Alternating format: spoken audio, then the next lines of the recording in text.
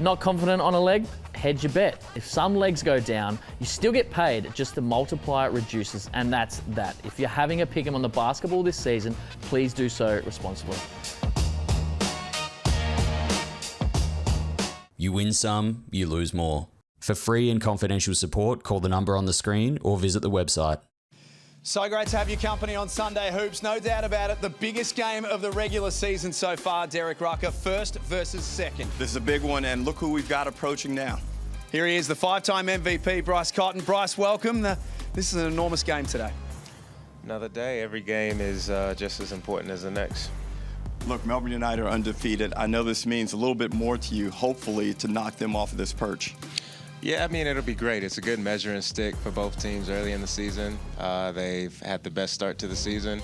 We're not doing too bad ourselves, so we'll see where we match up so far. Look, you're playing a little bit more time at the point guard position. How much more complex does that make your preparation coming into this game? Not too much, to be honest. You know what I mean? It's actually a little bit more relaxing. I've always been known to be a willing passer, so being in a position where it's okay to pass has kind of fit me pretty well. Bryce, thanks for stopping by. Good luck today.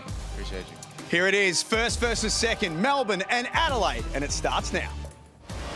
It's a bout that belongs at the top of the card. Chris Goulding, the three-time NBL champion, the five-time MVP, Bryce Cotton, go head-to-head once again. Wow! Goulding pulls the trigger. Oh, Lord, extraordinary! Bryce Cotton is doing Bryce Cotton type thing. He's feeling it. He's in the zone. You out of your mind, Chris! You are completely out of your mind! Goulding again! Wow! This man is not like everybody else. He's not regular. You wouldn't be anywhere else in the world right now. Hello and welcome to the Hungry Jacks NBL Indigenous round. We are now just moments away from our top of the table clash between an unbeaten Melbourne United versus Bryce Cotton and his Adelaide 36ers. It is going to be big, it's going to be loud. It's almost got a bit of a playoffs feel about it, and the fans here certainly think so. Selling out John Cain Arena to see Chris Goulding do battle with the five-time NBL MVP. Now, speaking of some of the best players in the league, I'm sitting next to the greatest of all time, Andrew Gaze. Thank you, Steph. Welcome, Gazy. How do you see 1v2 playing out? Well, firstly, this is an exciting matchup. We've got two offensive-minded teams. Melbourne United leading the competition in points per game, and the Adelaide 36ers in the third spot, and both shooting it really well from the three-point line, primarily because they've got two superstars on either team doing it a little bit differently with Bryce Cotton and Chris Goulding. But this is one that's going to, I think it's early in the season, like Bryce said, but this is one you're looking for that edge because you'd expect both these teams are going to be there at the end of the season. Well, as you mentioned, Gazy, you can't speak about Adelaide 36ers and not mention Bryce Cotton. 53 points his best this season. Single digits once against the Sydney Kings. Can United replicate that tonight? Well, it's a beautiful thing that he's doing. 53 points, 29 shots he took, and 16 of them he made, and a perfect 16 of 16 from the free throw line. But if we look at a couple of weeks ago when the Sydney Kings took them on, it was the smothering defense of the Sydney Kings that made life difficult, held the Magician to only 7 points. But against the Cairns Taipans, what were they watching? Because they just let Bryce Cotton off the hook, not double teaming him. Trying to play one-on-one with Bryce Cotton is a formula for disaster. You need to make someone else beat you, and we saw that with the Sydney Kings.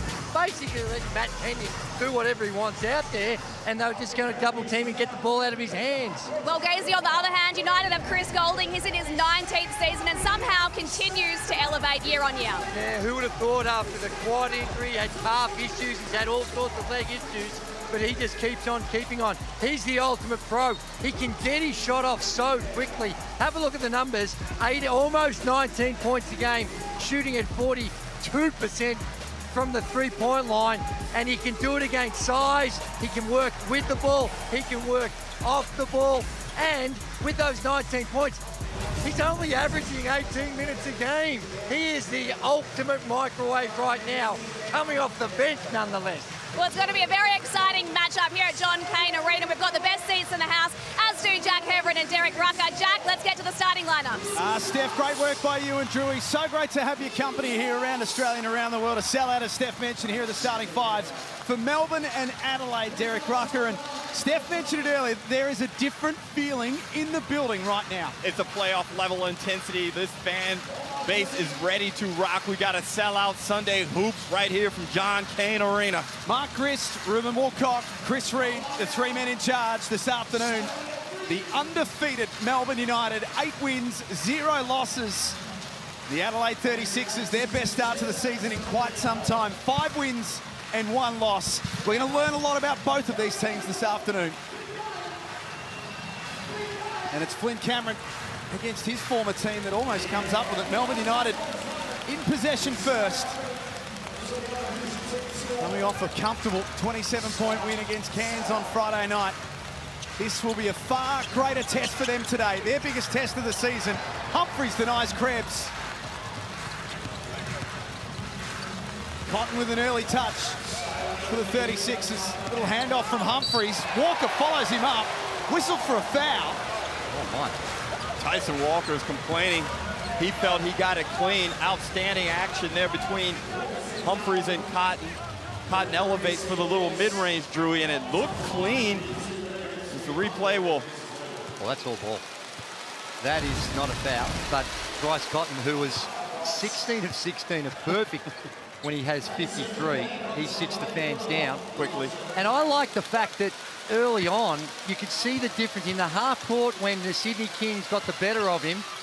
They were stuck in that half court game a lot of the time, but in that early transition action, that's where you can expose the defense if you're Bryce Cotton. Jesse Edwards had an outstanding season, very quickly become one of the best score in the competition. And an early statement. Wow, that was a surprising play. And Edwards goes bump, bump as we have the Amy replay. Outstanding physical action here. Humphries doing a good job, but Edwards too much, too powerful, too long, too athletic, Drewy. Oh, gee. And Isaac Humphries, I think he's having the best start of the season that he's ever had throughout his career. And at that time, just might dent the confidence ever so slightly. Vasiljevic struggling to get his game going in the last couple. Zylan Cheatham off target. Cheatham's another one. You think of the upside for the 36ers, only averaging 6 points a game. Doyle threw a little lob in for Edwards. The whistle goes Melbourne's way. The big man will be on the line. His numbers to start the season, 12.5 points a game, 8.5 rebounds, a block and a half a game. As I mentioned, very quickly has put his name in conversation as the best bigs here in the Hungry Jacks NBL. He certainly is, and he's doing it. He's only playing a little under 20 minutes a game. So as impressive as those numbers have been, he is really efficient around the basket, and this is an area game that over the course of his career is picking up 65% from the free throw line. So things coming together. It's an interesting matchup though, Derek, isn't it? Humphries will ask questions of Jesse Edwards that maybe a few other bigs haven't so far. Well, Humphries has great size, experience, and he's got a body that can perhaps put a little bit more pressure on Edwards, who's still a little bit slender. Shot clock at 8. Cotton gave it up, so did Cheatham. Great pass for Humphries. And the thing, as you alluded to earlier, Humphries has extreme confidence right now. He's having his best season thus far in the NBL. Cotton gets Walker from behind. Pulls up in transition. Good look. Cotton's first chance. Tanner Krebs dancing through in game number 150. Disappointed not to make that one stick. Good matchup early. Both teams committed to execution on the offensive end. The intensity is good, Andrew.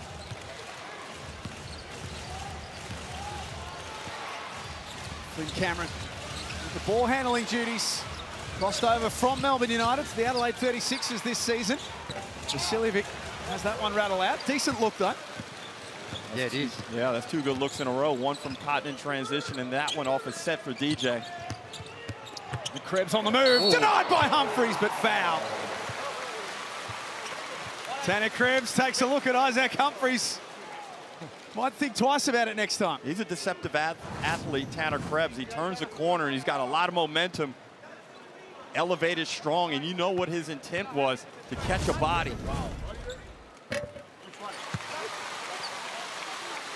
Adelaide got a lot of the ball, it looked like, and that block shot, perhaps the follow through, brought him down. So with the injury, Drew, to Chris Goulding at the start of the season, it created an opportunity for Tanner Krebs to start. He's averaging 11 points a game. He's shooting the 3 ball at 42%, and so much so that they're sticking with it. Yeah, I don't think it'll happen the entire season, but when you're 8-0, you don't want to change that winning formula. And Chris Goulding, what incredible offense he provides off the bench. Good from Cotton. Tyson Walker. Shares with Doyle. Humphrey saw it coming. Now, to my eye, that looked last touch by Melbourne. I agree. It'll be an Adelaide ball. And obviously with Bryce Cotton in such sizzling form, it's interesting. If we look quickly at the replay and you see it came off of Edwards' left hand. But eyes are on how Melbourne United defend Bryce Cotton in multiple situations. And right now they're playing pretty standard against him, nothing special. This finish from Humphreys. Levels it back up. It's another example of what, when you got Bryce in that corner, Walker doesn't come off to offer any sort of help with the middle on ball. And as such, Humphreys with the roll is wide open. Look at the bottom of your screen, you see Walker on Bryce Cotton. Normally you're going to be in the paint, or put in the paint with some weak side help, but you can see he's not there. And that possession there in transition, smart basketball from DJ Vasiljevic. He penetrates, he probes, and he realizes he created an advantage where Edwards was going to be matched up one-on-one with Cheatham. And out on the perimeter, that's a mismatch advantage Cheatham. Well, DJ's one that, again, you're thinking of how good Adelaide have been. There is upside because DJ's had a really poor start to the season, particularly from the field, only shooting at 30% from the three-point line, a little, and overall only 31%. Now he is much, much better than that, of course, and when he gets going and finds that combination with Cotton, they're only going to get better. Well, you're right, because even despite DJ's struggles from the perimeter, Adelaide are still second in the league in field goal percentage. That'll be 2 on Jesse Edwards. So an early issue for Melbourne. The one down that end was maybe 50-50. Hard to deny that one. So in this game of chess, Dean Vickerman is going to be the first one to have to make a move. And Jack, we've seen throughout the early stages of this season, the referees are really sensitive to dribble handoff player interaction and screen setting. You must be so certain about your actions if you are the dribble handoff guy or the screener. And I don't think it's just been this season. I think it's been the last couple of seasons that that's been the case, and I like it. You've got to find the balance between the offense and the defense. Cheatham knocked over Walker. Swift hands Delaney. Walker downhill. Can't score. Tip in doesn't go either. Cotton on a tear up the other end. Vasiljevic drives and he's blocked by Krislovic. He had to throw that one up to Cheatham. Doyle pulls the trigger. Wow. Out. Look at the athleticism from Zylan Cheatham. Ripped that thing out of the air. Then Humphreys gets to work. Cheatham follows up. Starts at one end, finishes at the other. Timeout Melbourne. The Adelaide 36ers have turned up with the right mindset. And that's his value, Andrew. He does the amazing things like the vertical leap on the rebound, but then he gives the effort. He hustles down the court, beats his man, and gets an easy bucket in transition for Adelaide. Great finish from Zylan Cheatham. He's also mic'd up for us this afternoon in the zone. Oh, yeah. Beautiful day in John Kay. Let's go, let's go, let's go. Lock in. Lock in, lock in. Come on, gang. Let's go, gang. Let's go. Let's go. Nothing else. Nothing else. About us and where we are. Come on, let's go. Fight. 6 on 3, 1, 2, 3. Success. Bright lights, turn me to a monster. My dog, you already know. Go right. Good luck, gang. Good luck, boy. And we love our In the Zone here on a Sunday afternoon at John Cain Arena. And right there, you see the value of Zylan Cheatham. It's just not about the points, and we all expect him to score more points. But it's how he interacts with his teammates, the character of the man within the team structure. That value is hard to see unless you are inside that group on a daily basis. And his presence on the defensive end, such a freakish athlete. Wow. Yeah. And there's, again, upside for him because he's only averaging 6 points a game, and he's been held to single digits in each of the 6 games. He has yet to get there, but if you look at when he was with the Breakers, he had just 3 games where he didn't get the double figures. So they are down on what he's capable of doing. But the thing I love about it the most, you cannot tell by his body language that he's concerned about getting points. Chris Golding into the game. Steph Baumgartner, you were listening to Dean Vickerman. Sure was. Isaac Humphries is the man with the target on his back. Dean Vickerman says we gave up 3 or 4 chances to him and too many turnovers. On rebound, Delaney. Golding very quickly got his first look away. Delaney forces it in somehow. Well, Melbourne United are really making a focal point to attack the basket. And we get our first look at Dash Daniels, and look at the assignment Dean Vickerman has given him. 17 years of age, and he is guarding one of the best players that this league has ever seen. What an assignment. Straight up for Dash Daniels in the opening quarter. Huge show of confidence. Great pass to Delaney. Daniels thought about it. So see the way they're playing him, they're encouraging him, inviting him to take the 3 ball. Golding trying to dance on Rakocevic. Great D. Cheatham comes up with it. Cotton glides to the basket, still can't score. Cheatham over the top. Great decision early in that break for Cheatham to give it to Cotton. And then he cleans up Cotton's miss. Great start here for the Sixers. 6 points, 3 rebounds early for Zylan Cheatham. His athleticism giving Melbourne all sorts of problems. Delaney muscles in for 2.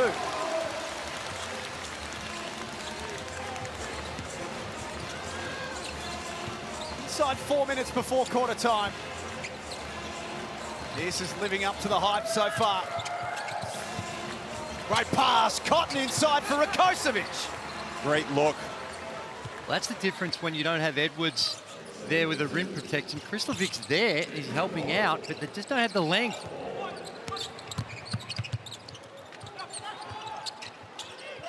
Delaney's been made a target the last couple of trips down the floor. That time, the double comes. Krislovic tucked away in the corner.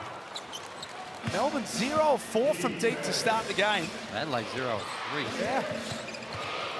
2 of the best 3-point shooting teams in the competition. Perhaps a few nerves out there in the biggest game of the regular season so far. Tom Wilson takes care of the rebound. Daniels doing a good job on Cotton away from the ball, not letting him get a good touch.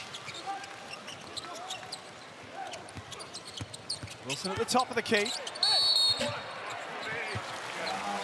There's a foul on Isaac White. Maybe shooting free throws. Almost everyone now, and the way they teach it, when you're coming off those on balls, you're shooting it, or you're getting, and if you get to go on your back, the way in which you keep them on your back, it's very hard to defend without fouling. And Tom Wilson with really good execution of that action.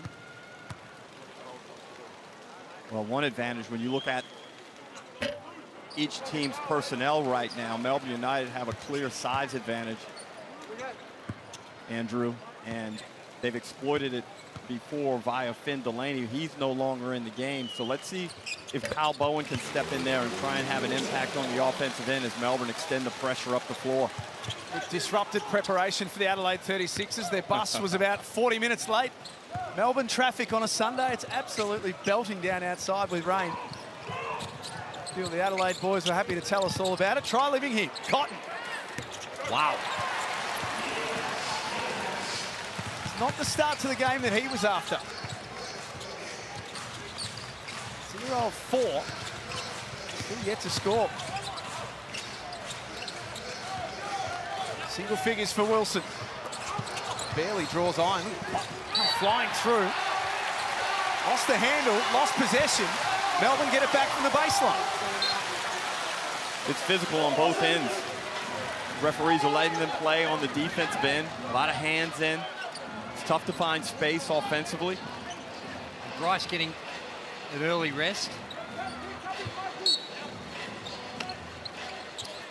Does average 35 minutes a game to benchmark, so not often you see him come out in this situation. Bowen, left open. Can't make them pay. Collectively 0 of 11 between these two teams from the three-point line. Two of the better three-point shooting teams in the comp as well. Cameron had it knocked away. Krislovic's done a couple of important things defensively. That flies to the other end, misses. Bowen knocked it back. Daniels. First team that knocks down a three ball is going to be dangerous. Well, United now 0 of 6. They've had some decent looks at it.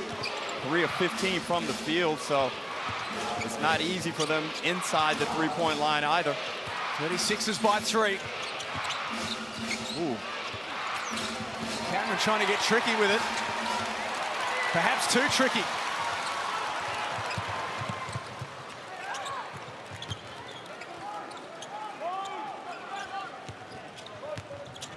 Bowen with a handoff to Golding. Fires over the top of Harris. Tough hit.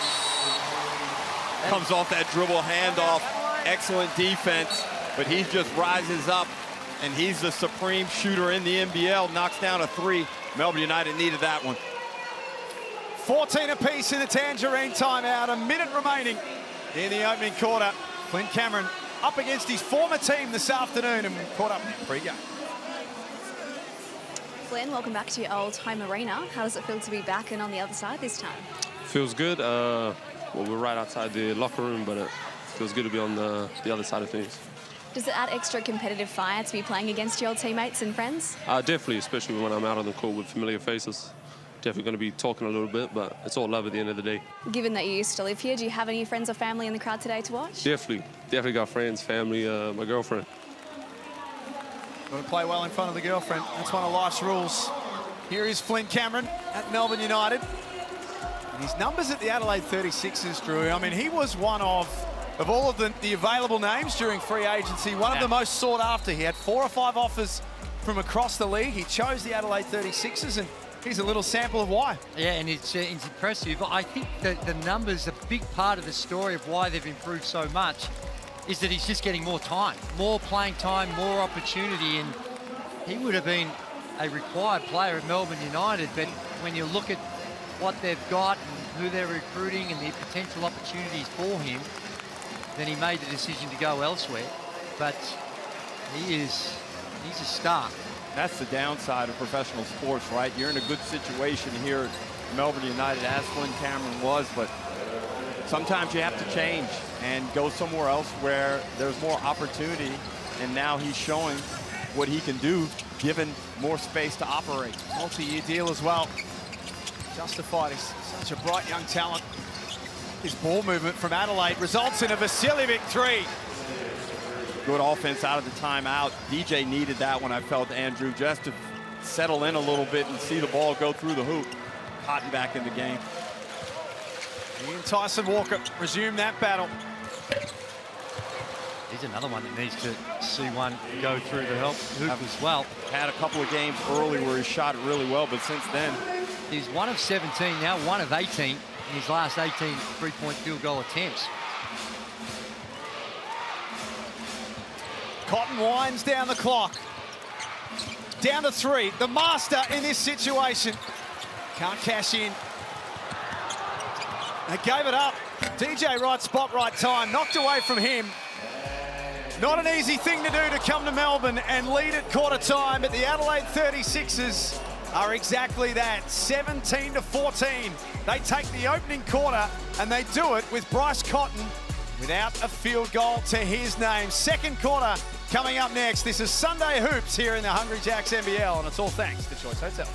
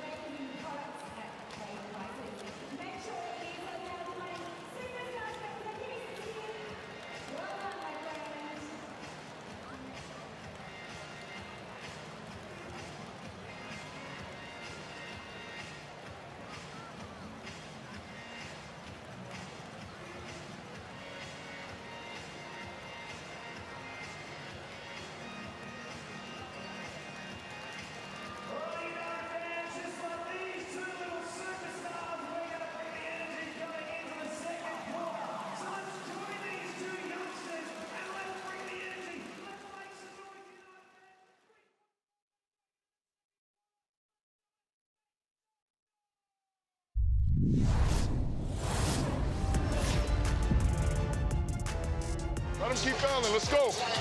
That's a good block. Good D. Hey. Hey.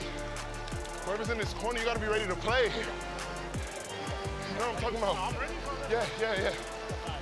I'm saying, we've been working on it all week. Fellas, here.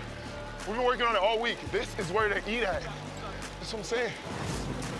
Zylan Cheatham mic'd up in the zone this afternoon. 6 points, 5 rebounds, 2 assists in the opening quarter.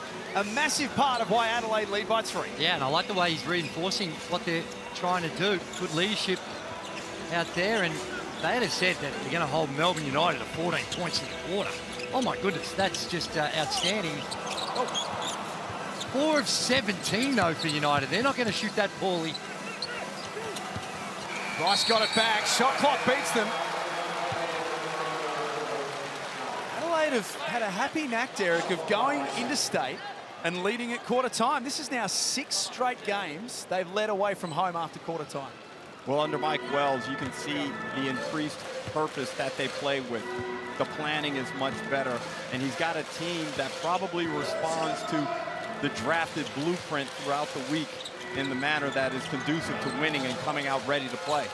Delaney tees it up, knocks it down. Finn Delaney with 7 points, Melbourne's leading scorer, and becomes the leading scorer in the game. Very underrated. One of the big pickups for Melbourne United. And so efficient and good at both ends of the floor. Can guard multiple positions, which is huge in the way in which teams are defending these days. Certainly trying to get it back. Humphries rolls to the cup. Edwards had to be careful with 2 fouls. By and large, Andrew, I like Adelaide's offensive execution. Now, they haven't finished at the level. Big time finish from Jesse Edwards, and you're not wrong, Andrew. They need him out on the floor for exactly that reason. They need to increase their proficiency on the offensive end, and Edwards, with plays like that, helps it immediately. He's such an athlete. Wow. 7 foot. To be able to move like that as Milton Doyle now picks up his second. Here's the Amy replay. It's a simple pick and roll, and that's where there's a defensive breakdown. Whether it was DJ, he was the one that was almost in the picture. You've got to be way over on that split line a whole lot earlier. But there's been a lot of talk about the officiating, and that last foul is an example of it. Now, that's not. That's just tripping a bloke over. But the one beforehand, the off the ball, one guy's pushing, one guy's holding. You know, to me, that's a no call and play on. You're talking about that mutual entanglement where neither player seems to have the advantage. It's a play on. I'll discuss it with you guys after the play. Yeah, exactly. Maybe, hey, lighten it up. Oh, look out. Oh! Off the inbound, Zylan Cheatham flies! That is nice. Beautiful pass. What a pass by DJ. That is going to make every highlight reel across the weekend.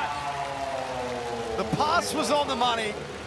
Zylan Cheatham took off and took care of the rest. Great 2-foot leaper. And my, does he go up and get this one well above the rim and throws it down with the proper force. It is a beautiful pass, but your margin for error with Cheatham is huge because, wow, he can get his elbows up around near the rim.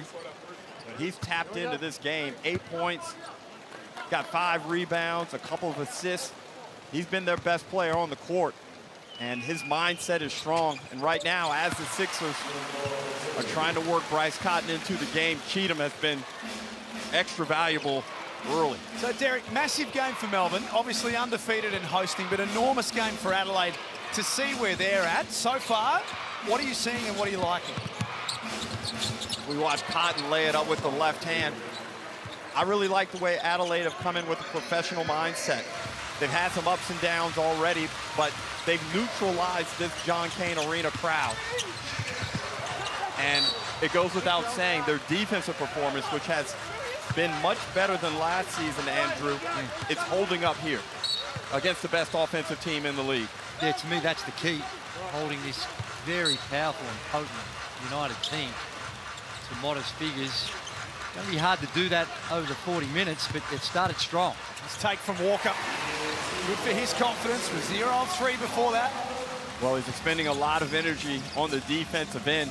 You could almost excuse him as he gets a hand on that one. You could excuse him if he's a bit underproductive on the offensive end. Cotton sent him one way, and he buries the three. Timeout, Melbourne. The benchmark at his very best. Well, I think Jesse Edwards is the one that's going to be copping some criticism. You know, when Bryce is in an on-ball situation, someone needs to be there to help the ball carrier out. There you see. Well, Andrew, he's not expecting that crossover that puts his man all the way on the other side of the court. If you're not locked into Bryce Cotton, that's what's going to happen, Derek. And it could happen all afternoon long if they don't tighten up. Melbourne United wearing their Indigenous strip this afternoon. It looks absolutely fantastic. Let's learn a little more. Hi everyone, my name is Kaya Nicholson-Ward and I'm a proud 23-year-old Wurundjeri, Dara, Nyule'il Marang, German and Irish woman and artist. So in this year's uniform, I incorporated Wurundjeri culture, Wurundjeri art and our stories. I incorporated the possum skin cloak to represent the wisdom of our elders and how culture hugs us like a blanket. And I also incorporated Bunjil the wedge-tailed eagle, meeting places representing the club, the unity of the club and the supporters, but also I incorporated tracks to represent truth-telling and reconciliation. And it looks absolutely superb. So do all jerseys across Indigenous round this and next week. Jump online, nblstore.com.au. And I think the problem is once you start browsing, you end up buying more than one. You buy two or three because they all look so cool. Well, I've changed my mind on my favorite. And I kind of now have a liking to Southeast Melbourne's green, Andrew. Yeah, it's popping. Yeah. What? It's what? It's popping. You heard it. It's popping. Doyle for Edwards, nice pass. Oh. Edwards will be shooting free throws. Now on Zach Humphries, so that will be his second as well.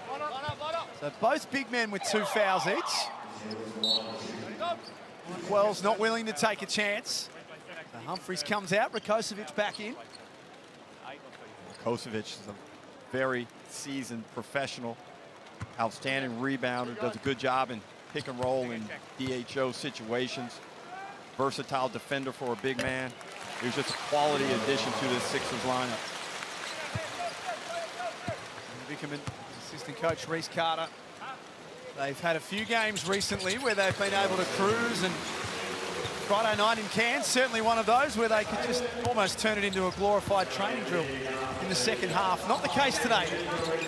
This is a more realistic test. First versus second. Vasiljevic from the elbow. I like that set. Doyle with the ball handling responsibilities. It's inside. Yeah, they put so much pressure on the defense with their attack. Yeah, they shoot the three ball and shooting it well. It just dropped down to second on three-point field goal percentages at a healthy 36%, but they get to the rim and they get to the free throw line. In fact, #1 team of free throw makes this season. In the past few possessions, Andrew, they're letting Doyle turn that corner, and they need to slow his momentum down because we know he's slippery when he gets in there. He's a good passer. He's already got 4 assists in this game, and you just want to keep his confidence at a moderate level because he's a true match winner. A little quiet his last couple, 12 points against New Zealand, 10 on Friday night against Cairns. When you're in blowouts, that's to be expected because he's going to spend a lot of time on the pine as they nurse players through. And no better example than that than what happened up in Cairns. That's true. Leading minutes was, what 22 or something really low like that. So the thing about this United team is that they don't seem bothered by it. The players are buying in to your role. Cameron off the Rakocevic screen, went with the left. Murray out of it by Edwards.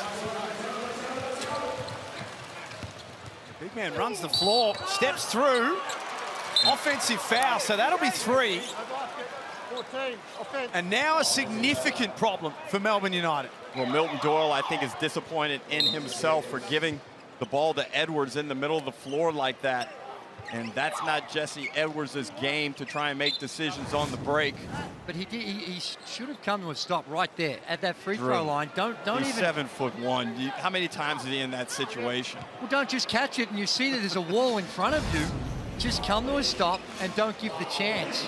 He is programmed to get to the front of the rim. Yeah, not when you got 2 fouls and there's 2 bodies there waiting for you. Now he'll be watching for the rest of the half. That's why you don't. And that's where you. Wow, way to play the result. Play the decisions. It's not the result. It's what you've got to do if you're in those situations and think ahead. The absolute elite players, they're a pass ahead of what's going on. True. They see what's happening. And that's one of those ones that he made a bad choice. 28,287 points combined between Derek Rucker and Andrew Gase. With us this afternoon, Steph Baumgartel courtside. But I do agree with you, Derek, that Milton shouldn't have given it to him in the first place. Well, Jack, you said it the other night. Our man Andrew Gase is one of the great diplomats in Australia. He is. He is. You don't win Father of the Year by not being exactly that. Caught. Oh, my goodness. And Jack, again, we always allude to his brilliance, but the undervalued part of Bryce Cotton is his intelligence. He's figuring out already what's required to adjust in this game and have an impact. Rakocevic claims a victim there. Out of bounds. DJ steps out of bounds. He's got that anxiousness about him again. He knocked down a couple in the first quarter. He looked calm, but... Ooh. See, when there's an on-ball screen, where the mistake is made by not sending him to the screen, do not give him choices. Yes, you're going to get into caught on the screen, but you've got the help that's coming for you. You fight over the top, you double team. Yep. But if he can go back away from the help, you're cooked. And I think the past couple of times, Walker's just given him too much space and has allowed Bryce to shake him up. Golding got away from Vasiljevic, who was present enough. Here's Kenyon.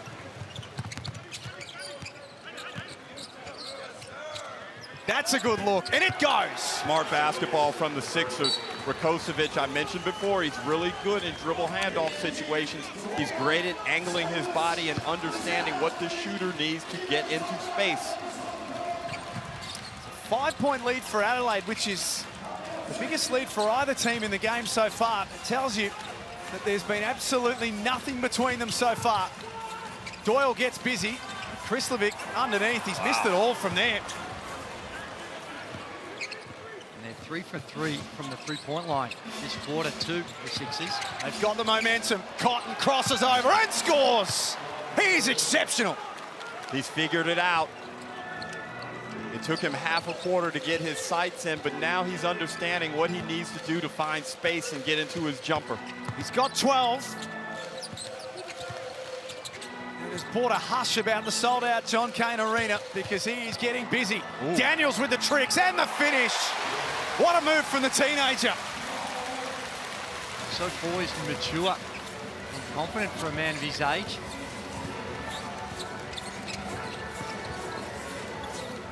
Vasiljevic again. Just rattles out, but they'd be happy with the look. 34-29. Sunday hoops here in the Hungry Jacks NBL. Sydney and Tasmania up next. A bumper Sunday, our biggest Sunday of the regular season so far. Krislovic scores. Nice action there from Melbourne. Mike Wells will call a TO to try and settle this one down and get his troops organized.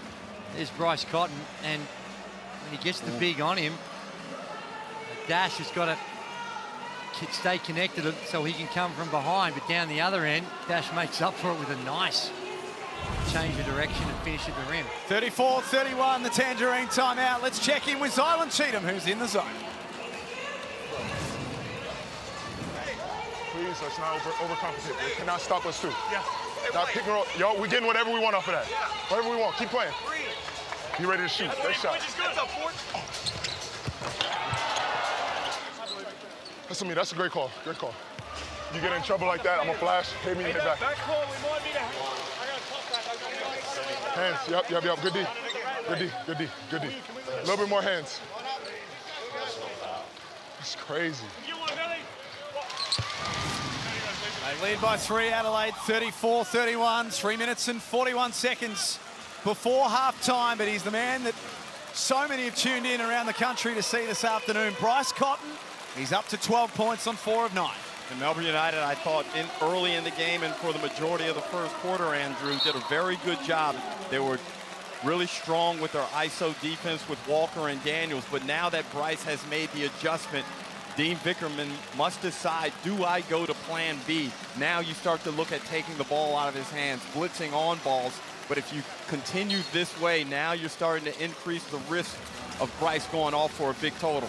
The difference between what Melbourne United are doing and what Sydney Kings doing, that they are staying on the double team until he gets the ball out of his hands, whereas they're hard showing and then getting back. As you see the example of it right there, Krislovic comes off and they're not in the full rotation, so it's a slight difference to what the Kings did, and they are paying the price. It's too late now, Drew. He's cooking now. You got to continue to do like Sydney did. Don't let him get the ball back. Respectable defensive job there by the young next star, Daniels, but you're dealing with one of the best scorers in the world outside the NBA. He did everything that he could for 20 seconds of that possession, Dash Daniels, and Cotton still had the answer. Wilson with a hand in the face. That was ambitious. Bryce swings to Harris. And that's an offensive foul. And Kosovic needs to be careful here based on what we've seen across the games. We see Cotton right there shake him up.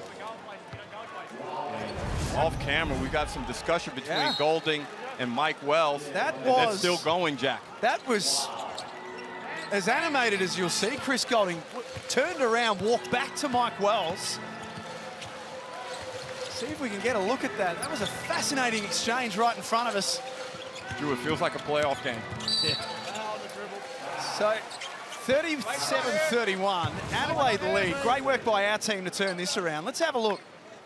Well, I saw it too, and he's complaining about a flop. Now, I know Chris Golding has that reputation, but that is not a flop. And face to face, Drew.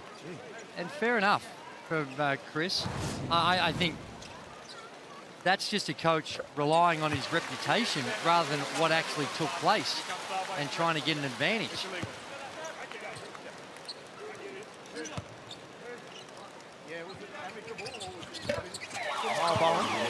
Knocks down both.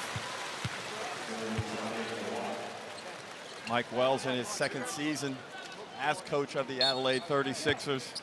He's done an outstanding job, in my view. I think it's a much easier team to coach this season. Well, you say that, but how you're going to exploit Bryce, I know he's a superstar, but you still got to build the system and get others to understand he's the superstar and get them to buy in as well. And Mike Wells has done a fantastic job. That's a foul. There was 3 fouls on that play, and Bryce is rightly incensed. But back to Mike Wells. Here's another look at this, Derek, by the way. He's asking for the flop, okay? He felt on that dribble handoff or screening action that Golding flop. But Chris never won to shy away from some limelight or the moment to get himself engaged. Goes right back at Wells. That was fascinating. And now Golding will get a shot to guard Cotton. Chris Reed, the senior official, just said, we've seen it, we've had a word to both. Tension's high in this one.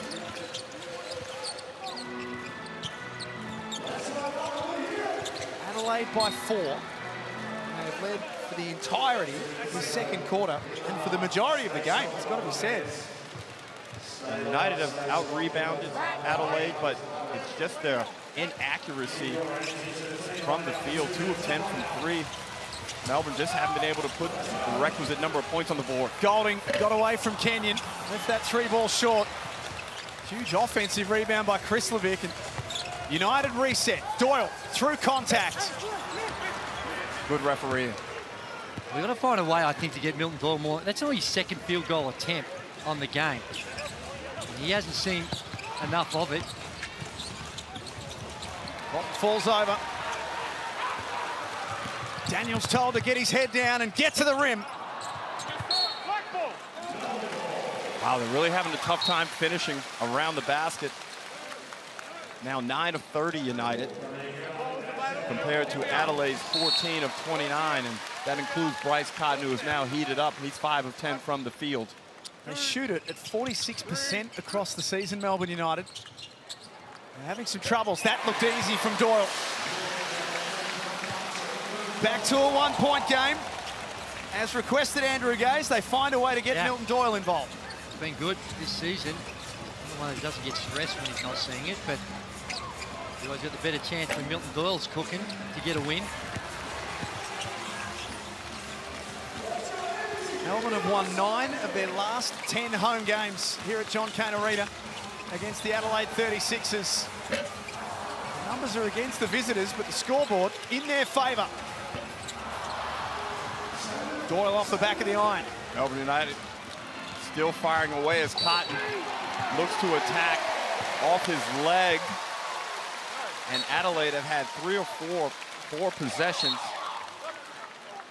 with the opportunity to really grow that lead, but instead they find themselves only up by 1. There's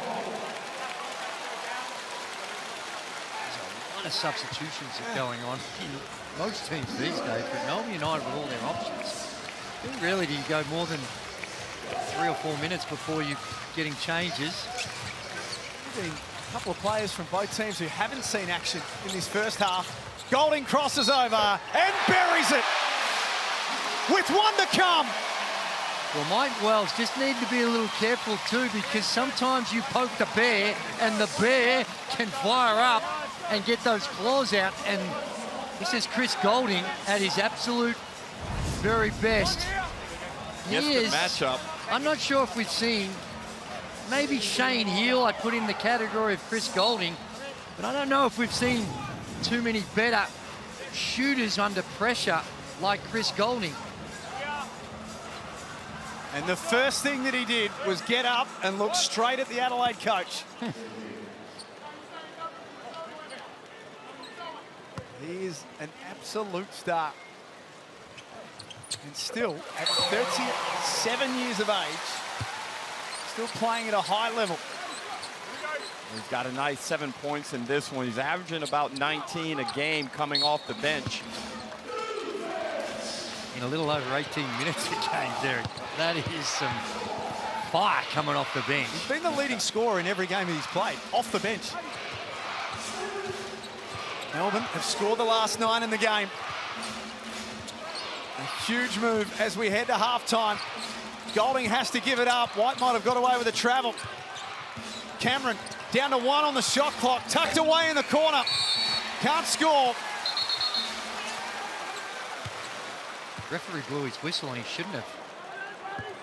There's still a 1.5 seconds to go. I don't think there was a foul.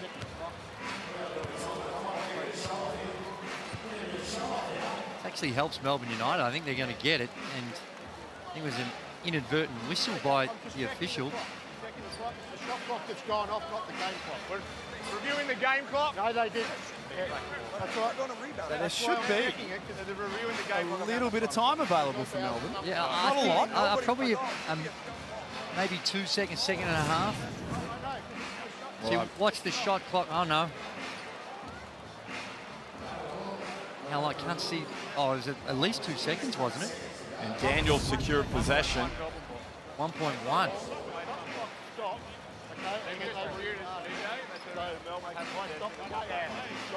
You got the ball here. What you're saying. At 1 point, can't go back to do that.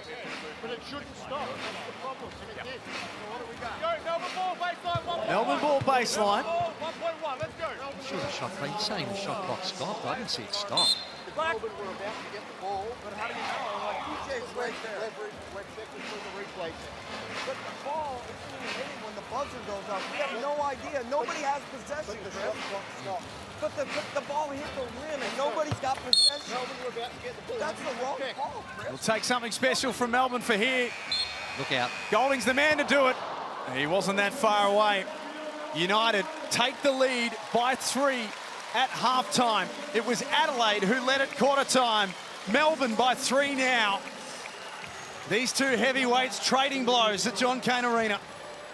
Melbourne found their offensive rhythm, putting up 26 points in that second quarter, and some careless offensive possessions by Adelaide late in that half have really hurt them. Let's get over to Steph.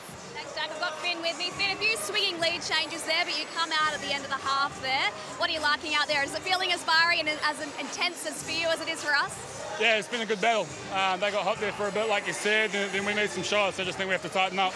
Yeah. How do you reset and come out stronger for the next half? Yeah, we'll talk about it in there, but I think we can up the energy, up our flow, play a little bit faster, but yeah, it's been good. Thanks, good luck.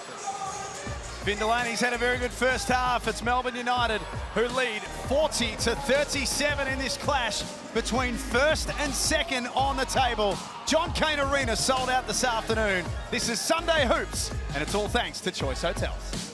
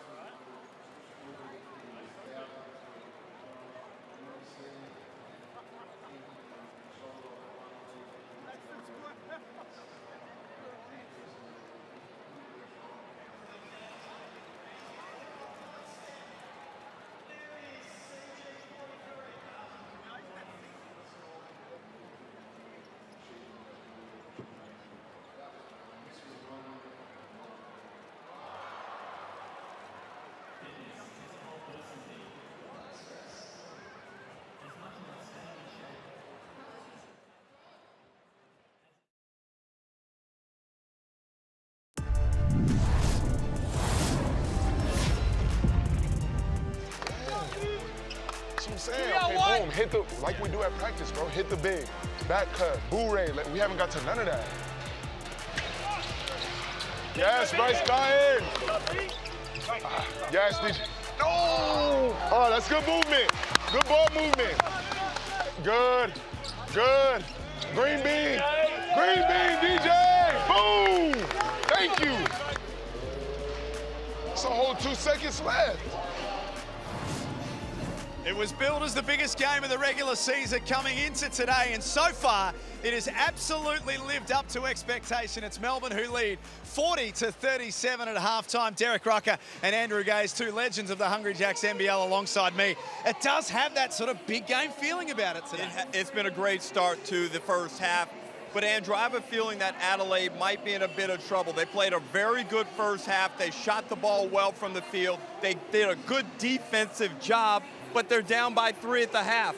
Yeah, well, a shooting percentage by Melbourne in that first quarter was a telling factor, and we all knew that that wasn't going to be the case throughout the entire game, and they got back on track in that second quarter. Going to be a real test, but I think overall, the Adelaide 36 will still be pretty content, only being down by 3. They do have some problems, foul problems with their bigs, but so do Melbourne United with Edwards. And how you contain this man ultimately is going to be the big test. When he has struggled in the one game this season, they've lost, and that was against the Sydney Kings. Had a rough start, but as Jack, you mentioned, and Derek, he eventually figures it out. And we see some defensive breakdowns, and 15 points in the first half, outstanding by Bryce Cotton, given the pressure that he's had to deal with. Well, having said what I said before about thinking that Adelaide are in trouble, that all goes away if he goes crazy in the second half and puts 25 points on the board. But let's look at the comparison between Golding and Cotton on our Blackmore's player profile.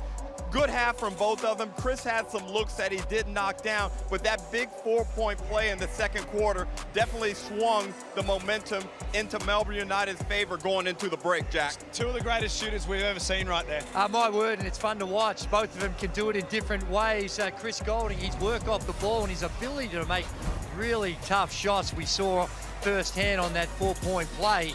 And his movement, he's constantly moving.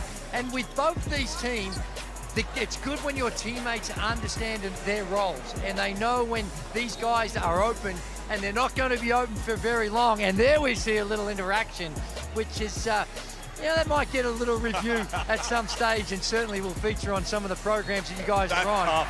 But off the dribble, and with both these guys and Bryce in particular down the other end, the energy that they have to use, and that's where Chris not playing as many minutes, maybe and down the stretch, that may help him being able to contribute. We have got a massive Sunday here in the Hungry Jacks NBL. As soon as we finish up, we take you to Kudos Bank Arena. What a game this is. The Sydney Kings taking on the Tasmania Jack Jumpers. Brad Rosen and, well, who's the new fella alongside Brad Rosen? Jason Kadee, a star of this league, has just eased into commentary. Great to have both of you. Yeah, he's in for his second game, and wasn't he brilliant in the first one? Good afternoon, everyone, and we are really looking forward to this one. Looks like it's going to be a big crowd. Jason, who wins today and how? I've picked Tassie, but they're both coming off losses, and I think they'll have some energy today to try and pick it up, and Sydney need to find some consistency, so I'm looking forward to it. I was listening to Coach Roth in his last press conference, and he said rebounding was a key, and I know Brian Goorjian's spoken to that about so many times. That's where the game could be won and lost today. I think big time, especially Sydney are a naturally smaller team, and Will Magnay needs to really control the pace, and if he can, I think that'll go a long way for Tassie. Yeah, Jack, it's interesting. It's so nice to have a co-commentator that actually wants to talk. I know Derek's probably there and wants to do what he wants to do, but it is nice just to have Jason here. He's such a nice guy. It's lovely to have him, and it must be a big game. If Brad Rosen's got the white jacket out, you know that he really means business. 2 for 22, you know it. Yes. That is Sydney and Tasmania that is coming up next. Half-time here at John Cain Arena. It's Melbourne who lead Adelaide 40-37. Second half is coming up next, and in front of a sellout this afternoon, here are some of our Kmart Game Time kids who are out and about at halftime, showing the crowd their stuff. That's the future of Australian basketball right there.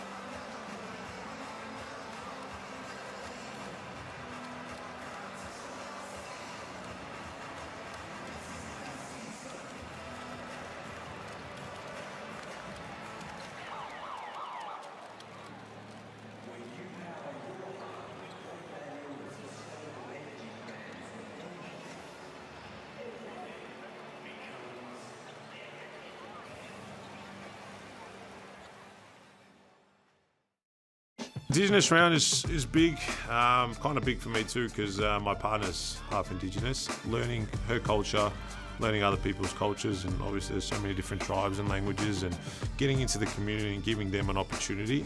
I think we forget we do live on their land, and a lot of people forget about that. And so I'm an immigrant of this country, and when I moved here I always knew it as the Aboriginal and the Indigenous land. So I think it's big. Obviously I look forward to the jersey designs. That's probably the coolest for me. I love keeping those jerseys, and yeah, it's a big initiative for the NBL, and hopefully we can have more Indigenous people in the NBL, WNBL, and just grow the basketball community as a whole. That is the Adelaide 36ers and their Indigenous jersey that they have worn across this round and will next weekend as well. Dejan Vasiljevic talking about what it means to him. This is some sort of game so far. We've had, let's be honest, we've had a few games this year that have been blowouts that we haven't been able to really sink our teeth into. This is the complete opposite. This is everything we hoped for so far. And Andrew, given the fact that these are the two best offensive teams in the competition, I would expect this second half to see somebody explode, whether it's from a team perspective or one of the superstars in Bryce Cotton or Chris Goulding. There's some fireworks to come yet. Yeah, it is, and Adelaide 36 is a little expensive with the turnovers. They had 9 of those to Melbourne United 7, and Melbourne United to be 3 points up against this team, but only shooting it at 31% overall.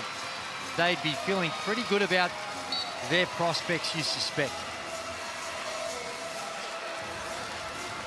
Melbourne undefeated to start the season. Adelaide with just the one blemish. A round 4 loss to Sydney, which is out of character when you look at how good they are this season. Edwards walking the tightrope with 3 fouls, starts this second half. Well, every time he gets a touch, he's so threatening around the basket, and he puts so much pressure on the 36ers interior defense. I think they need to do a better job of pushing him off this space where he wants to catch the ball. Cotton and Walker resume their battle. Nice bucket for Adelaide. Well, for those out there that are watching more from a strategic standpoint, both teams run identical plays to start the game. Now, one goes low and one goes to the pop guy, but exactly the same action at both ends of the floor. Cotton, good hands. Got away from Walker. It left Flynn Cameron wide open. Offensive rebound, Cheatham. Cameron baseline for Humphries. His touch around the basket. A relatively simple shot, but it's been very consistent around the hoop. Points for Isaac Humphries. Yet to have a rebound in the game, but is a +9 for his time out there today. Very quickly, we are back to a point the difference.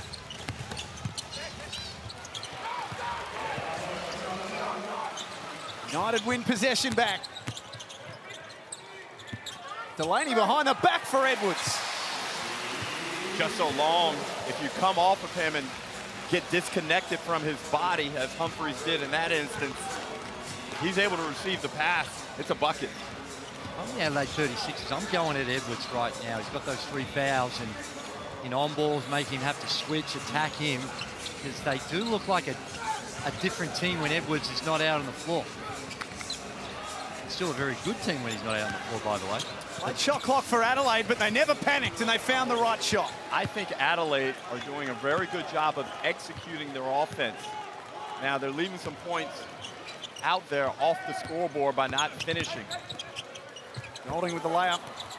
Close that one. Big rebound by Edwards. This time Humphries is fouled, and that'll be 3 on him. Now the chess match really goes to another level. What does Wells do here? I'd have to bring him off at this point, Drew, and go with Rakocevic. Well, he's got fouls as well. What did he have? I think he's got 3. He does, yeah. But, so, well, without being disparaging to either player, I think I would be more inclined to want Humphries to finish the game. Particularly right now, given Humphries is not doing, hasn't been at that presence on the glass. Rakocevic, different look when he spreads the floor. That's going to be 2 points. Yep. Yeah.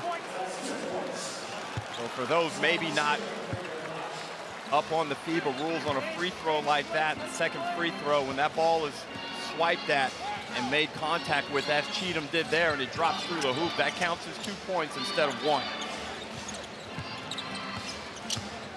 Cotton after the handoff. Shares with Cheatham. Off balance, but found rhythm. Loose ball spills to the advantage of Walker. He gets himself to the free throw line. Sixers did a bad job there on defensive transition. Not enough bodies sprinted to get below the basketball and provide help, support, or just show early help to discourage Walker's penetration.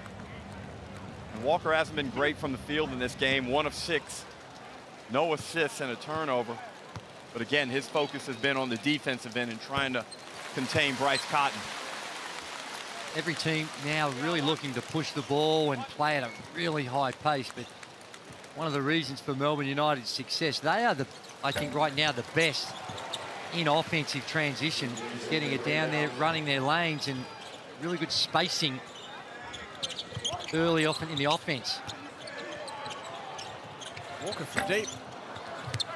Not shy on that one. Drew, spoke about his shooting woes in recent games. Tyson Walker, he's stone cold from the three-point line.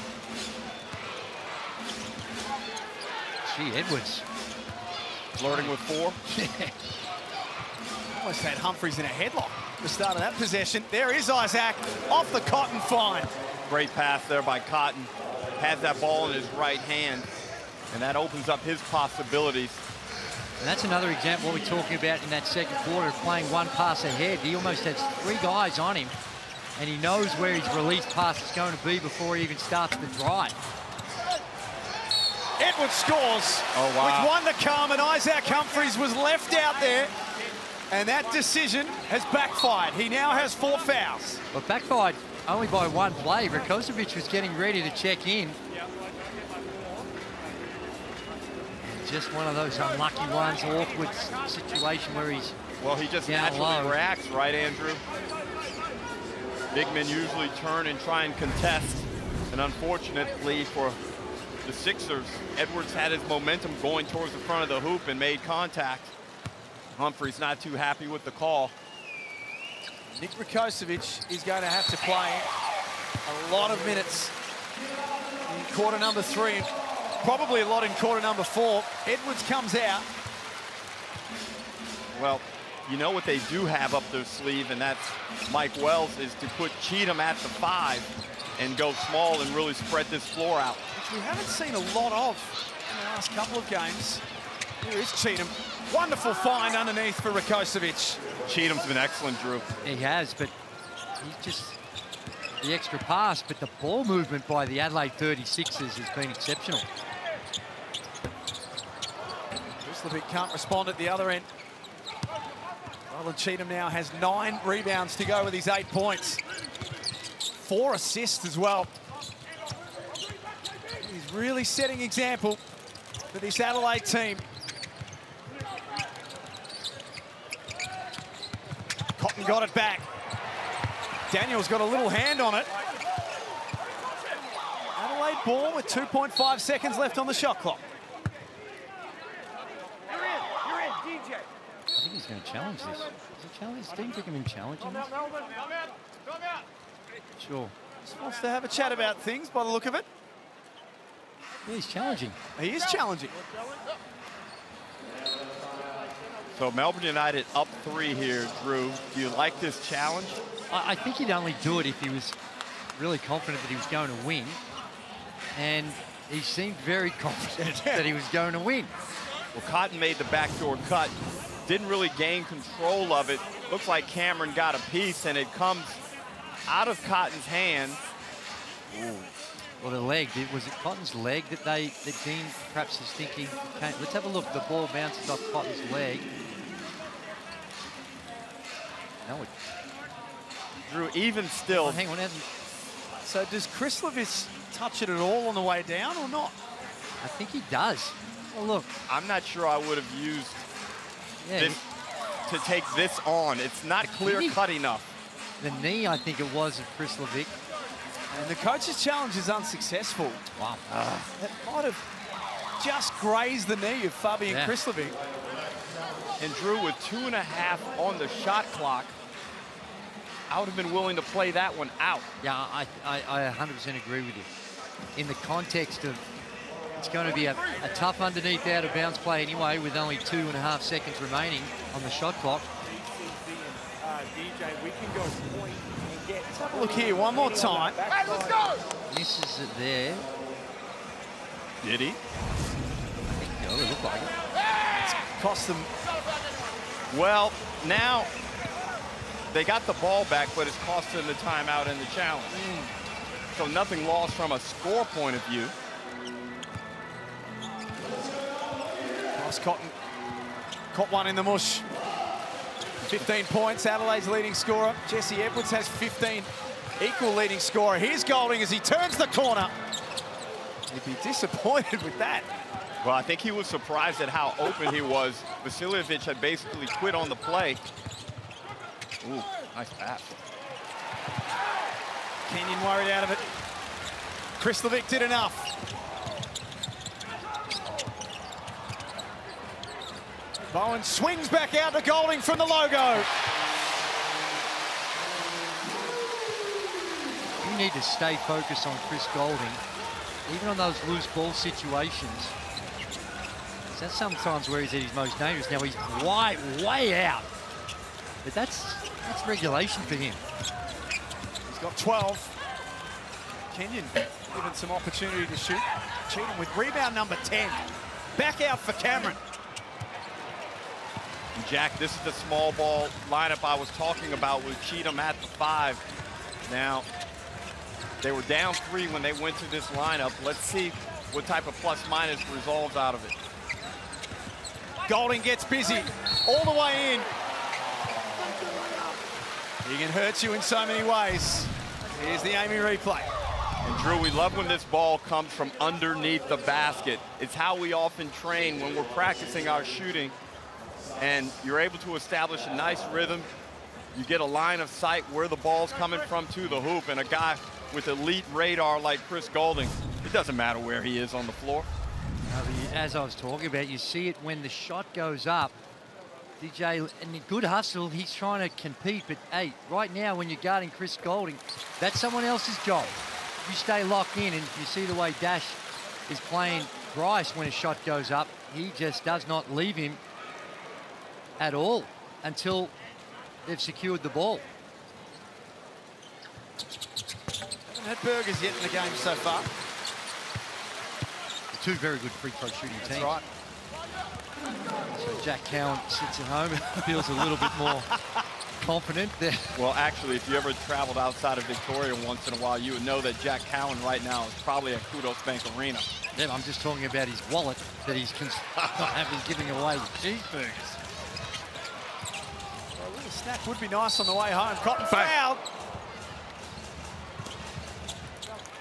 And when you're trying to build momentum, you get the lead up to 8. It's such a bad defensive play. You have to refrain from sending Cotton to the line for 3. But if we have a look at this play, now to me here, Bowen's got to stay. He's got to be earlier.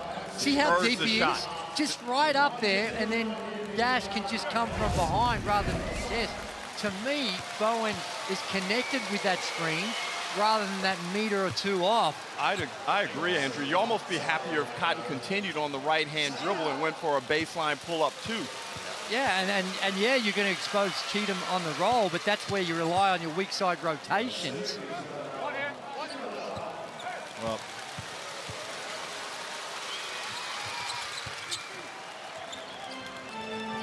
cuts it back to 5. Flynn Cameron right now struggling from the field. He's 0 of 5 in his return to JCA. Better shooter than that. 48, 42, 83 is his shooting clip for the season. Has not been able to get going. Gets involved there though. Cotton guarded by Bowen. Managed to get the ball out of his hands, but only momentarily. He calls off the chase.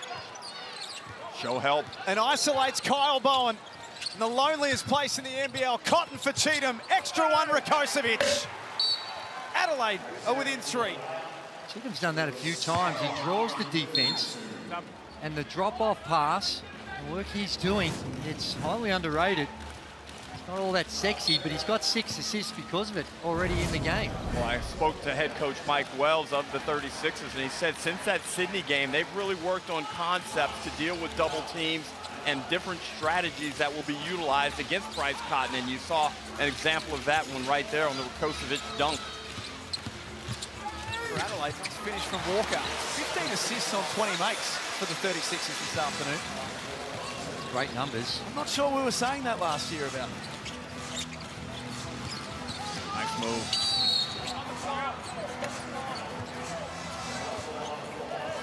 It's on the floor, so it won't be 2 free throws. That's the big difference. Melbourne United, 22 free throw attempts, only 7. They're perfect 7 of 7, so the big discrepancy there. And a lot of that's got to do with the style of play as well. It's not just any sort of reflection on the officials. Isaac White into the game. Seen limited opportunities from him this afternoon. Cotton, Rakocevic, Cameron, Michael Harris there as well. Krislovic, Walker, Bowen, Krebs, Daniels for Melbourne United. Tip-in counts. Wow, great effort on the offensive boards by White and Rakocevic to get that ball to drop. Adelaide doing enough to stay in the game. Oh, my word. Yeah. A couple of times it looked as though Melbourne were getting set to pull away. Every single time. Adelaide have hung around. Walker blocked. Rakocevic got a good piece of that one. Krislovic slow. Cameron coast to coast, still can't score. And then Rakocevic gets a foul over the back, so that'll be his fourth. 31, White, push, big foul. 4 for Humphries, 4 for Rakocevic. Behaviour warning, that's enough. You can't blow up like that after call. Boy, we are really strict on have a player look. behavior. Over the back, 31 White. On the rebound. Fourth kickoff. Well, he gets a... Well, that was a tech foul in the game yesterday. No, he didn't fully wave. You got to fully wave to get the technical. Yeah, he didn't fully wave, but he had a lot of shoulder action as well. And the shoulder action combined with the head wobble, I think, it's on an even keel. Right. With what we saw yesterday. Is that how we judge a tech now? Is it shoulder action? No, we shouldn't. And I would even argue on that one. They've come up with the ball, they've secured it. It was contact, and technically, yeah, it's a foul, but the advantage, disadvantage in this situation, other than the fact that he picks up his ball. Well, Adelaide are probably happy with the trade-off because Daniels misses both free throws. And they've gone back to a small ball with Cheatham at the 5. Shooters all over the floor for Adelaide, including Zylan Cheatham, more than capable of knocking it down from deep. Cameron will have to shoot. The presence of Dash Daniels. He stays on it. Already, after only 8 games in the NBL, he has proven to be one of the most dogged and persistent defenders in the competition. Plays with an intensity level. It's not just, the athleticism is there for everyone to see, and everything you said is correct, but in addition to that, he's got a very good instinctive basketball and defensive IQ for defense as well. Bowen backs in, wants to try and get to his right hand. Krebs cuts, can't score. Krislovic. O-board for Bowen, banks it home.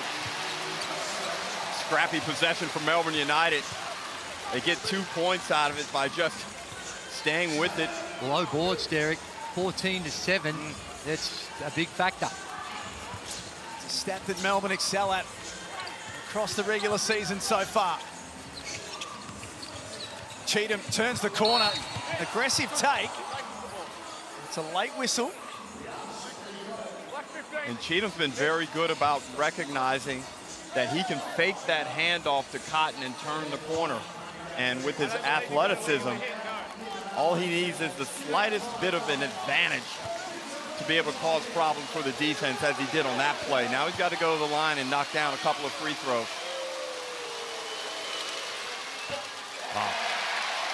There is some unnecessary movements in that free throw shooting technique. And it was rushed, it appeared to me. I never like when they don't take a dribble, Drew. Oh, dear. Oh, hang We'll on. get an extra one. And we're going to have to go to the Hungry Jack's judiciary on whether or not... No. What? You cannot get burgers if he makes this. I'm sorry. Well, he's missed 2 in a row. Well, there's a violation that they say caused a miss, so he gets another one, Derek. Okay. Rules are rules.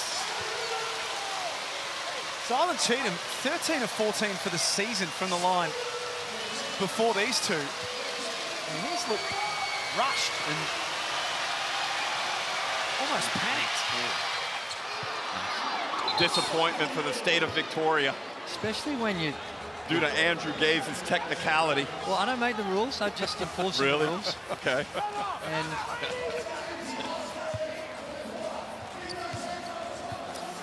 Last play. Good game. Quarter number 3. Melbourne are in a real fight. Walker, no good. Krislovic crashes. He can't score. Now, if that's out of court on Tyson Walker, which it is, there might be maybe a small slither of time left for Adelaide. not much. It's going to be a Hail Mary at best. I'm thinking perhaps 0.7.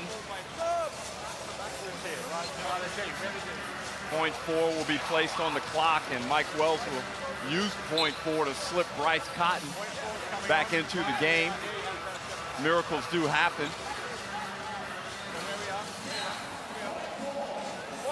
It'd be pretty remarkable from him. Well, Flynn Cameron's open. Zylan Cheatham, the quarterback. Harris. It's Melbourne, who lead by 4 points at three-quarter time, set for a massive finish to Sunday hoops, and Melbourne United's undefeated streak on the line here in the Hungry Jacks NBL.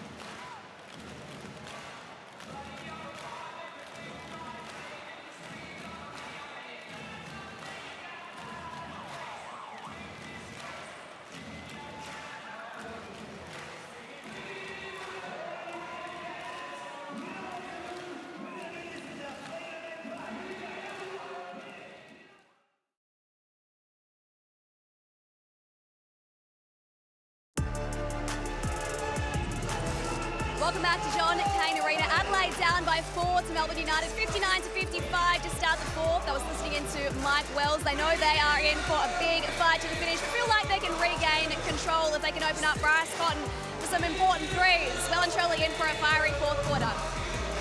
We most certainly are. Thank you very much, Steph. Sunday Hoops here in the Hungry Jacks NBL. Double header.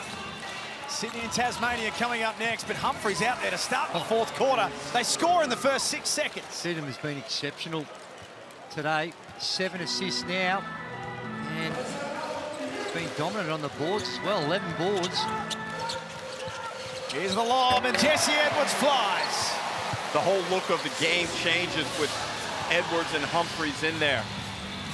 And Humphreys' ability to finish around the bucket and always drawing defenders. And of course, Edwards, the vertical threat. 3 fouls for Jesse Edwards. Isaac Humphreys has 4. Kosovic also on the bench for Adelaide has 4 of his own. Cheatham tees one up. He's done everything else this afternoon. And Tyson Walker has a problem coming off of that screening action. It looked like he took a hit to his knee. Jack, I think that's his first made 3 on the season for Cheatham. You would be right. It's Jesse Edwards. Takes it back to 3. He's 7 of 7 from the field for 19 points. Zylan Cheatham was 0 of 7 before he knocked that one down for the season.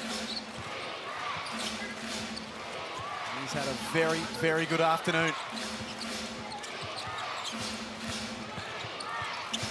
Isaac White to start the fourth. Has Cheatham. 14 points to go with his 11 rebounds and 7 assists. He's in triple-double territory.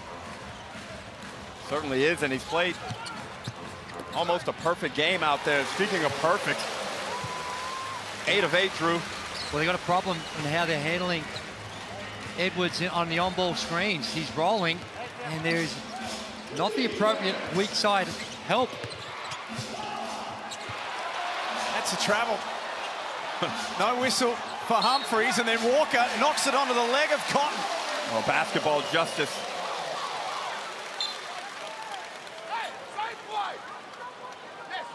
They're going to run the same thing. Dean Vickerman's call for that on ball again. And Andrew, I think Adelaide have to load up on Edwards, tag him. United are only 5 of 20 from the three-point line. See if they can knock down some bombs. Tyson Walker looks to be okay. Had a little knee complaint. Start the fourth quarter. Doyle on the move. It's knocked away. Humphreys, Cameron, Cotton, Vasiljevic. Cheatham out there for Adelaide. Walker, Krebs, Edwards, Bowen and Doyle for Melbourne United. That time they get him. And a risky reach in there by Edwards. And he's just got to play with his hands out. It's not worth it. You're dominating the game on the offensive end. A little steal isn't going to be worth it when you factor in the risk of being called for a foul. Yeah. Well, he can play with, he's got 3. It's not like he's got the 4, so he... Well, if he gets a 4th, he's coming out of the game. Yeah, with 7 minutes to go, I still think you don't want to give up and... Oh, he got hit on the roll that time. That's the end of Nick Rakocevic, who subbed in the game just to play a few spot minutes. He ended up playing a few spot seconds in the fourth quarter. Yeah. And he's doing the right thing. He's coming across, but he just didn't quite get over far enough. And it was an accident. He wasn't sticking his leg out or doing anything other than trying to be there. Just needed to be a little further, another half a meter towards the rim, and they're hitting him in the chest rather than connecting his legs. The first body out of the game is Nick Rakocevic. 65-62. Walker inexplicably puts his foot on the line.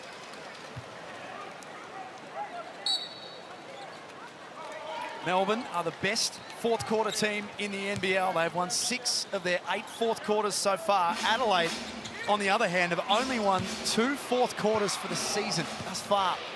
It's really been the energy that's kept Melbourne United with their noses in front. Three-quarter time, they're only shooting at 33% from the field, but still able to have a lead. Cheatham threw it up for Humphreys. His touch around the rim, as you spoke about throughout the afternoon, Drew, he's been spot on. Yeah, just his strength and composure, and he's feeling good without Edwards out there. He knows he's got a size advantage over Krislovic. Well, Edwards and Humphreys combined are 16 for 17 in this game. Hey. Doyle steps back over the top of Isaac Humphreys. And I know coaches come in and they want to beat the hell out of the other team, but I think both coaches would kind of be welcoming this challenge. 1 of 7 for the afternoon, Milton Doyle. Is Cheatham in the mid-range this time. 16 points for Zylan Cheatham. Adelaide back in front. Sorry, Jack, they're well drilled, Drew. They're handling most of the challenges that Melbourne United throw at them on the defensive end. Cotton got a hand in the lane. He's downhill. Can't score. Cameron underneath does. Timeout, Melbourne. Big momentum swing in the game, and Adelaide take a 3-point lead with 6 minutes remaining.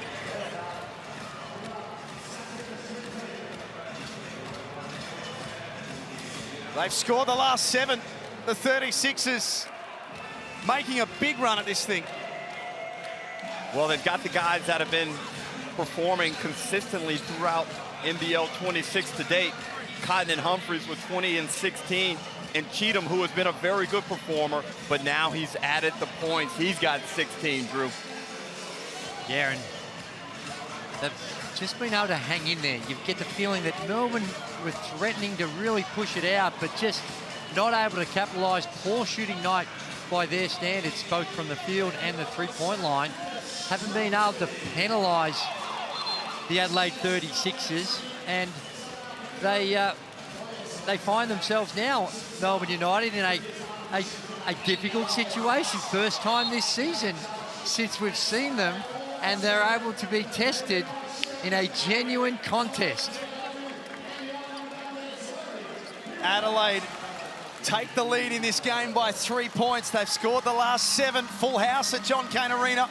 Now pumped by Reebok seats. Akesh McCorb-Chewat, former AFLW player. Now works in the media and public speaking. Does a fantastic job as well. She's a great influence on a lot of different people. There's Liam Santamaria. Oh, look at him, looking smooth. Got the hair whipped, the glasses on. General manager of the Next Stars program, alongside Dash Daniels' father, Ricky. It's a foul on Cheatham. Only his third. What's changed? Last 2.5 minutes of the game, this run for Adelaide, what's changed? Well, a couple of turnovers. A turnover in particular, that last one in particular, is not helpful in a tight game, and at no stage has Melbourne really been able to get consistent on the offensive end as far as putting the ball in the hole. But there's a very simple underneath out of bounds play, and only trailing it by 1 in the game. 23% from the three-point line, 36% overall. Shows why they're so tough, being able to stay in a game when it's been so tight. But Bryce Cotton, simple flare action, knocks down the 3-ball. He has got that look in the eye. Well, they've only given him a 2 on that. Foot must have been on the line. Looked like a 3 from where we are seated. May have another look at that one. Doyle got Cheatham up in the air. Missed it. He can't score today, Milton Doyle. 1 of 8 from the field. Danger. Cotton getting busy. Had to give it up.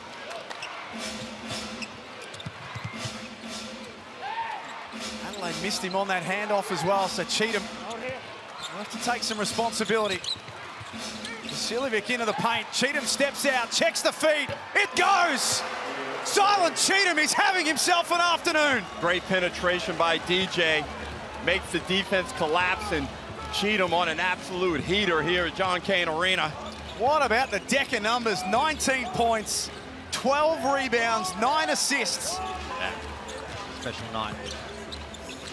He's stealing the show. Adelaide by 6. Melbourne threatened like they haven't been so far this season, and Delaney makes that one count. Big bucket. Mike Wells would have been happy with that type of shot. Very unhappy with the result. 11 points for Finn Delaney. Almost a turnover for Adelaide. In fact, there is one. Good denial there from Dash Daniels. We look at the Amy replay. Yeah, it's here, and look at Cheatham wide open. And why wouldn't you? Hasn't shot it all that well. 0 of 7 before today, but when he's just made one and we're getting to this critical stage, I think you've at least got to wave a hand. Just a flat-out competitor, Zylan Cheatham. So great to have him back in the league this year. Oh, elbow to the head, Jack. We're going the other way. It was inadvertent. Vasiljevic goes down. Mike Wells is arguing that they should take a closer look at this. I'm not sure we should be taking a closer look at it. I agree. We saw a similar play like this earlier in the round. It has to be a review. We are reviewing it. Well, don't look at me and say that off the dribble. That's a normal action. Whenever the elbow makes contact above the shoulders, it's an absolute review. Okay. Timeout. Yeah, mate. Wait. The timeout's an interesting decision here. Well, I don't. What he's asking for is exactly what they're doing. So I don't know why he's getting so worked up about it. And still worked up. So DJ does a good job in crowding him, and that right there, completely unintentional. Yeah, completely unintentional. It's him, part of him making his move and trying to get low. And this will be interesting, though, Andrew. Oh. Yeah, but he's not even. He's just. It's a normal action with your arm. It's extended, and there is contact made. So an offensive foul is the correct call. I'm not disputing that, but I'd be surprised if there's any upgrade on it. Now, I'm going to disagree with you there. I would not be surprised if there's an upgrade. Okay. If you were the referee's boss, would you think that that should be upgraded? My answer is no. So you're saying that on the basis of your own judgment, or what you think they're going to do? I don't think it should be upgraded, but I'm in tune with how the refereeing and the decisions have been made when we review calls. As Golding and Vasiljevic take some time to have a meeting about what transpired. Well, you're not in tune enough because you got it wrong. Wow. I would say that's almost the knockout blow right there. Let me just try and pick up my confidence. Yeah, I'm sure you'll find it again. Here's Cotton. He's always got his. Rebound number 7 for Jesse Edwards, 21 points. To go with that, 36ers lead this game. Melbourne yet to lose in NBL 26. Golding watches Vasiljevic fly by. Edwards was in there too long. Well, we could hear the referee saying out of key, out of key. And he needed to get out. The referee gave him ample warning to get out. Once you clear that ball out to Golding, you got to get out of the lane, get a toe tap, and then get back in. It was real, like 1 Mississippi, 2 Mississippi, 3 Mississippi, and Jesse Edwards was still there. Well, I think he got up to 6. A lot of Mississippis. Humphries rolls and jams with authority, Isaac Humphries. He is absolutely a new man this season, Andrew.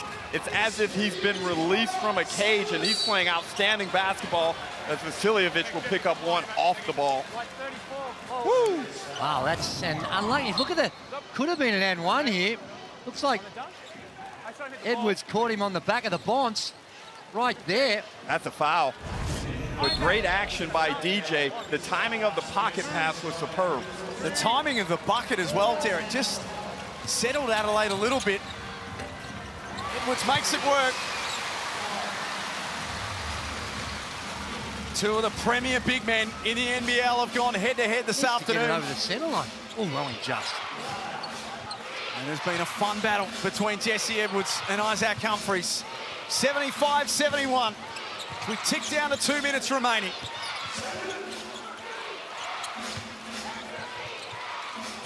Cotton dispossessed. It's Milton Doyle. It hasn't been his afternoon. Doesn't score, no foul. Delaney takes care of it, it's back to 2. Melbourne United showing some resilience, just hanging in and trying to find buckets any way they can. Cotton for Cheatham. Pulls up. Edwards got hand. This will be foul number 4. And this would be a perfect time to have retained your challenge. Remember, Andrew, they used it on that out-of-bounds play that didn't affect them score-wise, but this is exactly why you want to try and hold on to them, although that is a foul. Yes. That's right. The bottom line is you can never trust a player when they go the whirly bird wanting to challenge the call. I think they're about the last people that you can trust as Cheatham takes care of both. And Edwards now with 4 fouls, 2-possession game. Gut check time for the ladder leaders. Well, they've had a 19-point differential across this 8-game winning streak. They haven't really been tested like this, except for game 1 against the Jack Jumpers. And they came through that test with flying colours on the road. And now this is a genuine test for him. And on the flip side, it could be a tremendous boost for the Adelaide 36ers and what that's some sort of Freudian and what they feel they're capable of achieving in this season. Oh, shock what was on Derek's brain. 1:47 left. Melbourne trailing by 4. Doyle, Mr. Fourth Quarter, steps up.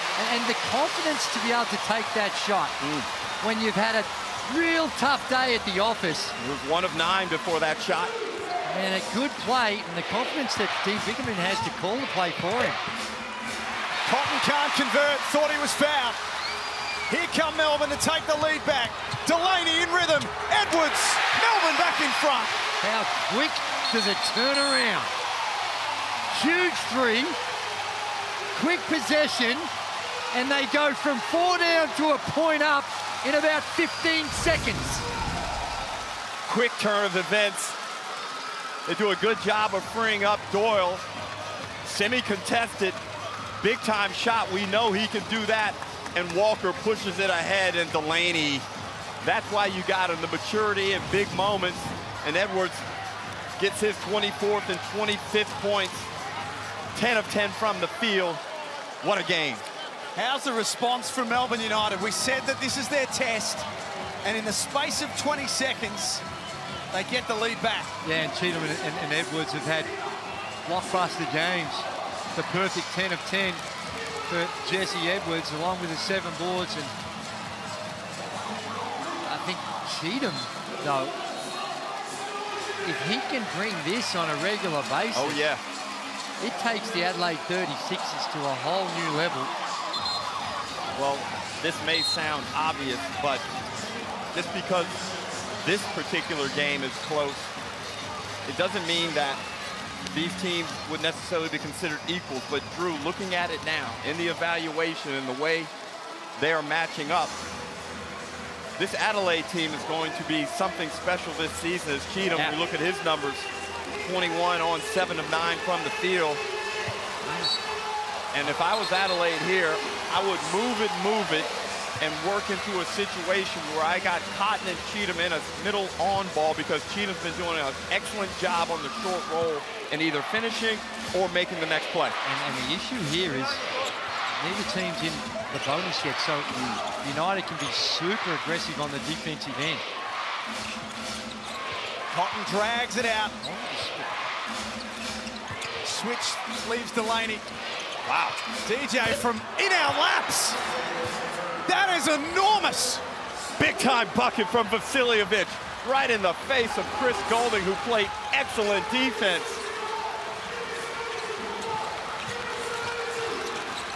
What a moment in the game for Adelaide. Here's Doyle trying to create a moment of his own, lost the handle. Cotton assesses the clock, and he's not in a rush. I don't need a rush. Cameron dared to shoot it against his former team. And now they choose to foul. 25 seconds left. They're down to 10 seconds on the shot clock. Now this is going to give him an extra 4 as it resets to 14. But the fact was that they weren't in any type of offensive rhythm and didn't really know what they were going to do. Now they have a chance to set. Walker denies Humphries. Vasiljevic has got it back. He's just landed one dagger. That's backcourt. That should be over and back, and it is. No, he got deflected though. It was It came off his knee, Andrew. Hand. I believe it came off of his leg, Jack. Adelaide assess. They think about a review and they go. Well, you may as well. Gee, I thought it was deflected straight out. Now, you might be right, but didn't quite get the full angle, but certainly there was contact made by Chris to hit the ball out of his hands. Now, the way I saw it in real time, Drew, and again, you've alluded to the fact that the angle may have been incorrect, but right there. Well, you're not allowed to use the... I don't think this is a challengeable act, though. Well, we're being told that it's not. But have a look at it right here, Andrew. Golding swipes at it. It comes off of Vasiljevic's left hand. Did it? The Melbourne call a timeout. Yeah, I'm not sure. By the look of it, to me, it looked like a good call. He hits it out. Right there. Pardon? Right there, it came off his left hand. Okay. As he goes to gather the basketball.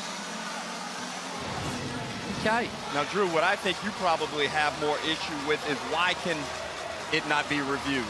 If we're going to review everything else, out of bounds, fouls, not sure what the logic is. So the call on the floor stands. Melbourne get the ball back. Down 2. They have led at every opportunity so far this season. For the first time, they have to come from behind. Doyle misses. Edwards gets after it. Walker for the win. Oh, my. 1 of 20 in his last 20 field goal, 3-point attempts. And when the game's on the line, he knocks it down. Excellent hustle from Melbourne United on the glass to keep the possession alive. It trickles out to Walker, who knocks down the biggest shot of his NBL career. Tough shot here. Good defense by Cameron. And then here. Wow. You know, these are sometimes the easiest shots to take because you have no choice. He doesn't have to think about, should I be shooting this or shouldn't I be shooting this? He's wide open, game's on the line, time running out. And there's nothing but cotton. And the arrival of the ball to him in the corner allowed him to get good rhythm into the shot. And we know corner threes on the totem pole of desired shots are way up that pole. And he steps in, knocks it down for his total to go up to 8. He was the calm in the chaos, Tyson Walker. But again, Edwards was in there fighting, contesting, and got that ball tipped out to Walker. They have led for so much of the afternoon, the Adelaide 36ers. One last chance to win the game. 2.5 seconds left. Look at this crowd. They're on their feet. 10,500 standers won.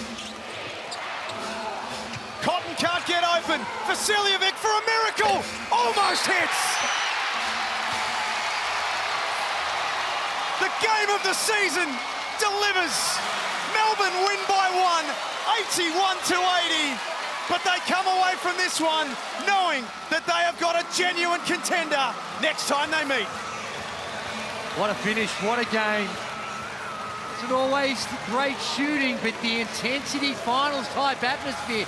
2 top elite teams going toe to toe. And there will be some discussions on Derek's program throughout the week about that over and back. One of those line ball decisions went the way of Melbourne United. And then the luck of the bounce of the second shot, and Walker, who hasn't been able to hit the broadside of a barn from three-point line, knocks down a three at the most important moment. And Melbourne start the season, Derek, 9-0 for the first time since 2015. And they showed a lot of courage down the stretch in getting that victory. Both teams excellent on the defensive end. What a game. All smiles in the Melbourne United camp, and what a moment for Tyson Walker, who's had his struggles in the last few weeks, as we get over to Steph Baumgart. Thanks, Jack. I've got Jesse Edwards with me, our Foot Locker player of the game. A massive game for you, 25 points, but you are officially 9 straight wins. Do you feel unbeatable at this point? I mean, it definitely feels great. The team's got an amazing energy right now. We feel we can, come out every game and play our really best, and that's been showing. So, great feeling. To get a win of this level of intensity, your biggest test yet, do you start to dream about the capabilities of this team? I think we dreamt of that since the start of the season, but this is definitely like a real good motivator, to realize that we can really beat anybody. And we really just got to keep our heads in the game, and then it's only up to us where we end up. Thanks so much, Jesse. Well done. A statement win for Melbourne United here at John Cain Arena. Stay with us. The boys will be back to wrap it all up after the break.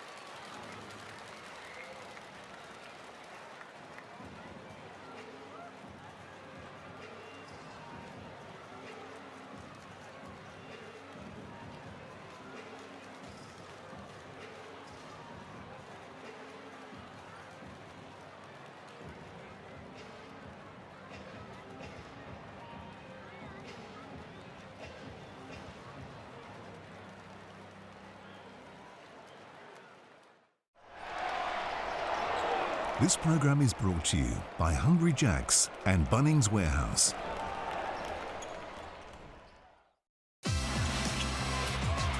Here it is, the key moment late in the game. The turnover. And then in amongst all of the chaos, it fell into the waiting arms of Tyson Walker, and he steps up and owns the moment. Melbourne win 81-80 and remain undefeated to start the NBL 26 season. Dejan Vasiljevic with one last chance. Melbourne 9-0, but survived by the hair on their chinny chin chin. Well, Melbourne United finally get a big win here at John Cain Arena after 2 seasons of disappointing losses in championship series. But look at these stats. There's not much in it. Both teams played outstanding basketball on the defensive end. A slight disparity to Melbourne United on the free throws. Well, if this is any indication of what we might see at the latter stages of the season, we're in good hands. High quality game. You don't need 100 plus to be high quality. Low scoring, but still incredibly high quality. Yeah. Adelaide should walk away with their heads held high because they put up an outstanding performance. They were exceptional, 5-2 for the season, Adelaide. They are the real deal, no question about that. But it's Melbourne still yet to lose a game. What an afternoon we've had here at John Cain Arena. But the hits just keep coming. Up next, it is Sydney and Tasmania at Kudos Bank Arena. On behalf of Andrew Gaze, Derek Rucker, Steph Baumgartel and our team behind the scenes who were superb this afternoon. Melbourne United win 81-80 here in the Hungry Jacks NBL.